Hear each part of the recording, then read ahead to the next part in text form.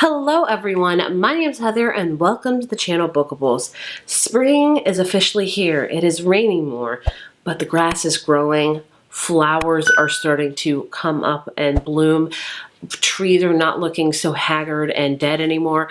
Life is just blossoming again and I am so happy about it. I love spring. Spring where I live is mostly winter, I'm not gonna lie to you, but the sun does come out a little bit more and there's some better days, so I am very happy about that. I am a spring, summer, fall girl. Winter is my least favorite season. I get seasonal depression.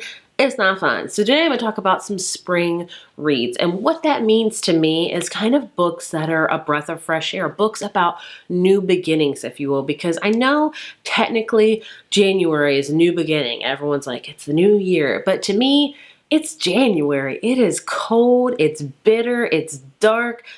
I don't feel any sort of new beginnings. I start to feel new beginnings and some blossomings of hope and happiness when the sun starts to come up more, weather starts getting a little bit better, when trees start to grow more leaves again and things like that. That is a new beginning to me. You see what I'm going with this? So the books I'm talking about today are just kind of fluffy. They're kind of nice. Some of them are about new beginnings. Some are take place in spring. I don't really know a lot of books that take place particularly in spring. If you want some light, happy books, hopefully these will do good for you.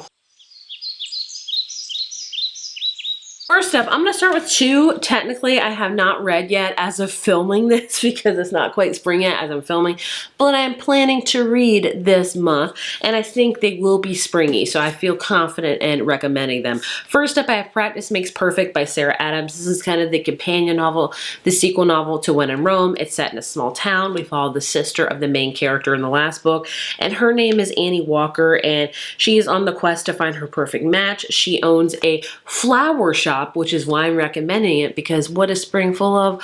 Flowers, and she just wants to find love. And then she starts meeting the bodyguard of another main character in the book. He's gonna tutor her, I guess, in kind of love and things like that, and it sounds super cute. If you don't know, Sarah Adams writes clean romances, so if you just want a fluffy, clean romance about flowers and a bag, like, it just sounds so springy and so cute. I'm excited to read it. I have Caught Up by Liz Tomford. This is book 3 in the Windy City series. It's a kind of sports romance series. The first book was about ice hockey, the second book was about football, and the third book right here is about baseball. What starts in spring? Baseball, so that's why I'm recommending it. I love baseball. I'm a big Braves fan. The whole story with that is I wasn't always a baseball fan. Sure, I played softball growing up and that was fun till I broke my nose when I was 11. That wasn't so fun. But my husband started getting back into watching baseball a few years ago, and he's always loved the Braves, and I decided to kind of watch with him to maybe, like, just support, check it out. And then I fell deep in with that, and I am deep in it. Like, I love the Braves. Like, Matt Olson is my favorite. I love him. And Austin Riley and Ozzie. I love the whole team, okay? So I love baseball. This is basically about a pitcher of the Windy City, I don't know what the baseball team's called, and he is a single dad, and he's always rotating through nannies, and then he meets the newest one, and it's about like a nanny romance with baseball. So springy. I'm so excited to read it. And I have one that's a little bit more of, I'd say, not darker, but just more in depth, and that is Float Plan by Trish Dollar. I love this book. I always recommend it. When you look at this book, you think it's going to be a, happy, fluffy book. No, it's very emotional, but it is about a new beginning, a fresh start, which is what I think spring represents. So this is about a character named Anna, and she has lost her fiance, and she decides to honor his memory by taking the boat trip they had always wanted to when they were together. And so I think she takes it from like Florida. She wants to go to like Turks and Caicos. Like, it's not just like a random, like, simple boat trip. It's an excursion, if you will. And so when she starts it, she quickly realizes, I do not know what I'm doing. And so she hires a guy, I forget his name, Keen, who is a professional, like, boat guy. I don't know what you call him. And he's also going through a lot of stuff. And it's just a book about grief, about starting over, about learning things about yourself, and it's a beautiful one. Is it sad? Yes, but it is an emotionally beautiful one about starting over, and I loved it. Next up, we have Part of Your Role by Abby Himezin. This is a book that is just very small town springy vibes to me, and kind of starting over, if you will.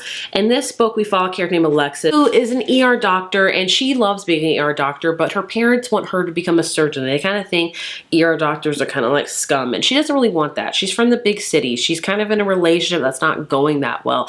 And then she meets Daniel, because she meets him in the middle of like this town and nowhere, and he's the mayor of the small town, and they start to get a relationship, and she's feeling very conflicted whether to be in the big city or to be in this small town. So it's kind of a fresh start for her with learning her decisions and what she wants to do.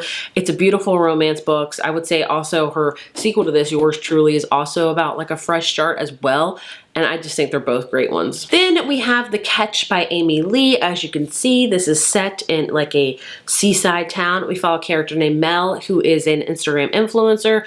Basically, she gets a chance to review this amazing hotel's like amenities, but it's in Canada, so she goes there and then she realizes it's canceled, so she has to find like a B&B close by, and she ends up at this really small town, this really kind of old beat up B&B, where she meets Evan, who's the owner, and they immediately do not get along at all. And basically what happens, he gets in a boating accident, he has to be rushed to the hospital. She pretends to be his fiance so she can be with him in the room so he's not alone, and then his family comes, and so they go on to pretend to be fake fiancés. It's a lot, but it's super cute. Great family relationships in it. It's got great hate to love, great fake dating, set in a very small, quaint town that is very spring.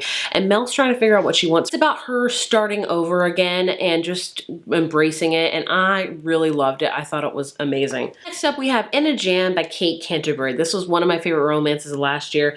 This is about Shay, who is planning to get married, and then her fiance breaks up with her, and she is left with nothing. And she's like, I don't know what to do. And then she learns that her great aunt dies and has left her a tulip farm. What screams spring than tulips? I don't know.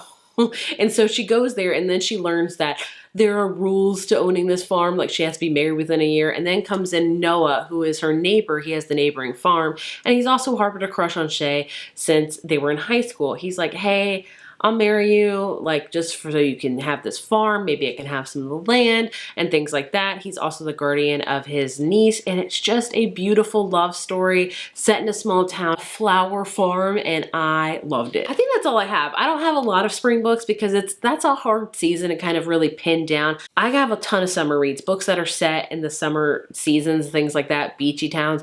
I have a ton of fall reads where it's set in the fall. Spring, it's a hard one to nail down. So hopefully I gave you some good recommendations for spring reads, my definition of spring, if you will. I mean, maybe I did, maybe I not, maybe I didn't, maybe I did, maybe I didn't. I don't know, I'm sorry. But either way, I hope you got some decent recommendations out of this video. If you have any books that you think are kind of springish and kind of fit that vibe, seriously, please let me know. Am I on the right track or on the wrong track? I don't know. Let me know. Thank you so much for watching, and I will see you in my next video. Bye.